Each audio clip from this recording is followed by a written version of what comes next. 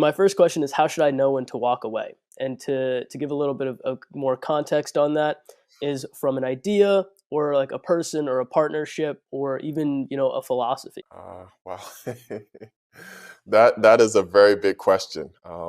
That's a very big question. Yeah, it's one that I've been struggling with for a little bit. So would love to hear your input from your experience. So I think it differs based on the category. So if you can give me the one or two categories that are front of your mind, and we can explore it from there.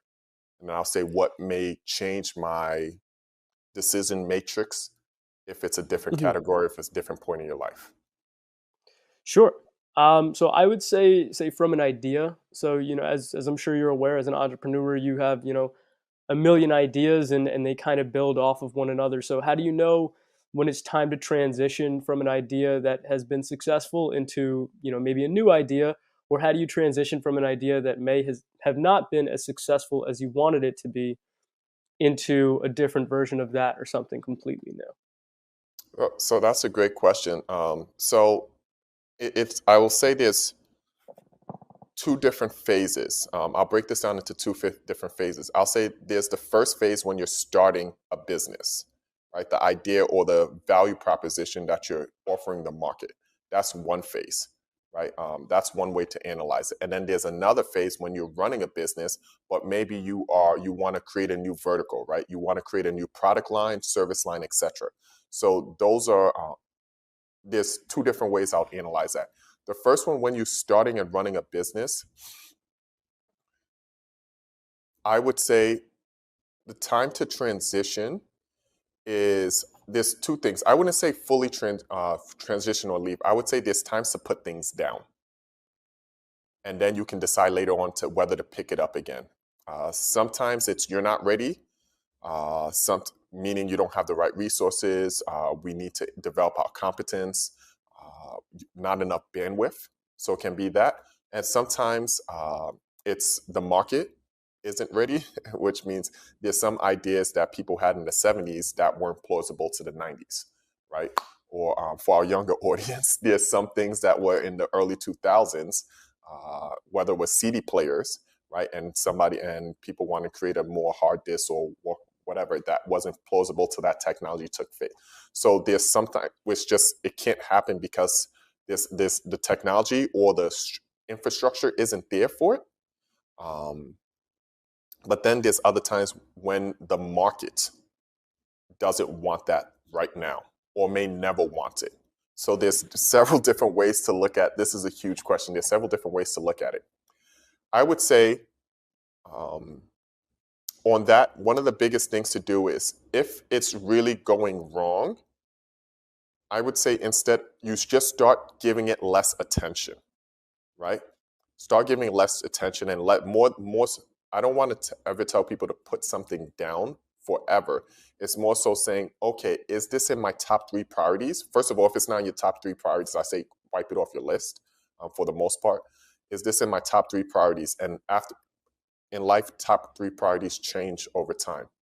Then I would say, am I getting enough traction for what I need in my life now? Right? So that's outside market forces. So do I have enough to take care of myself, pay rent, take care of my home, etc.? There was a period where I had to put something down because literally I could not, I had a team of 10, 11 people and I could not afford the metro for myself, like taking a train for myself, and I had to put something down and put it to the side um, and say, hey, I need to go and rebuild my revenue. Just it's not feasible to continue. It's not feasible. So one, is it still feasible with the resources you have? Now I'm going to shift over to another side, which is if you're already doing something, you're looking at a new product line. Once again, same thing, same principle. Is it in your top three priorities, right? Is it in top three priorities because of potential, because of what it can do for you now, because of however you want to structure life? Is it in your top three priorities? And then it's, do you have enough factors to know this is not working? I know this is a very vague and non-concrete answer, but do you have enough factors to know this is not true? Have you tried different people to do this to help you? For example, I had something where we were trying to go into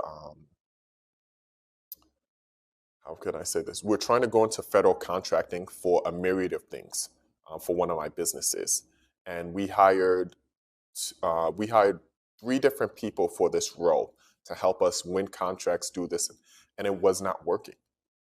So after three people, it's like, okay, we've tried this for 6 to 7 months. I'm paying payroll for three people for 6 to 7 months. This is not working. And is this where we're getting the best ROI? So I put that on the shelf and said, okay, I know this has, I'm still coming back to that. And I came back to that. But I need to put this on the shelf because right now, uh, I don't see this turning around until something has to change. And I think that was my leadership. I think that's the people we hired. I think it was our strategy. So those three things need, and I started realizing, okay, these are where we need to build up competency before we go and try this again. And then when we try this again, we might find there's another hurdle. But those are some of the things I'll say to look at when considering that. Is that helpful? I know it's not a clear, concrete, do this, do that. It's more factors in a matrix. No, 100% that was helpful. I appreciate the answer. I would love to hear a little bit more on kind of both sides of it. So when you were talking about the factors, could you elaborate a little bit more on the timeline of that? Because when you talk about like coming to the conclusion that I can't afford the metro for myself, or coming to the conclusion that I have these people on payroll and Yeah, this isn't working, yeah. it's something that I've struggled with tremendously of almost ignoring the factors until I get to that point. Could you talk a little bit more about your experience in like what were some of the signs before you got to that, okay, something needs to change. This is too much. Some of the signs. Ooh-wee. It's interesting because entrepreneurs, we do like crazy things. So there's always Yeah. signs. There's Yeah. signs, hey, you really shouldn't do this. So when you Mhm. ask me some of the signs, it's like, which sign should I have paid attention to? I would say some signs are when you're changing the business model multiple times, right? So constantly we have to go say no, we have to hear tons of no's, hundreds of no's, right? But do you have to continuously change the business model to make it work?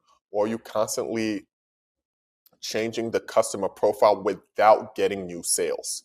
There's one thing, if you start getting traction, but are you constantly changing and iterating it, but you're not seeing any traction, right? Or substantial traction. And then that's where it's like, hey, this isn't working. I keep on trying different things and it's not working. So can you continue putting all your eggs in this basket, right? Now, how long to do that? That depends on your financial bandwidth, right? So financially, where are you going and where's that red line? What do you have dependents you have to take care of, whether it's younger siblings, children, parents, yourself, etc. That changes what you can.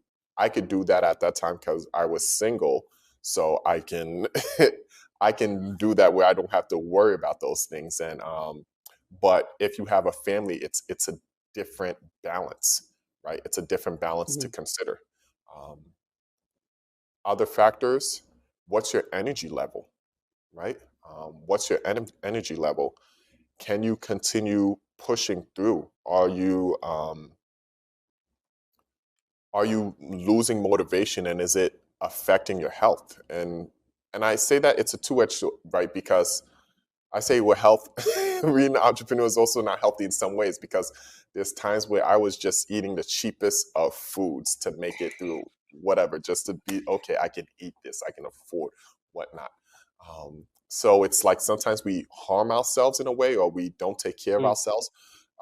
But are you seeing it impact? Is it, are you looking in the future and you're really not seeing something and you've tried it for a month, 2 months, 3 months, 4 months, 6 months, and really not seeing an end to that road and saying, okay, for me, it was longer than that, but okay, I've been doing this a year and a half, 2 years.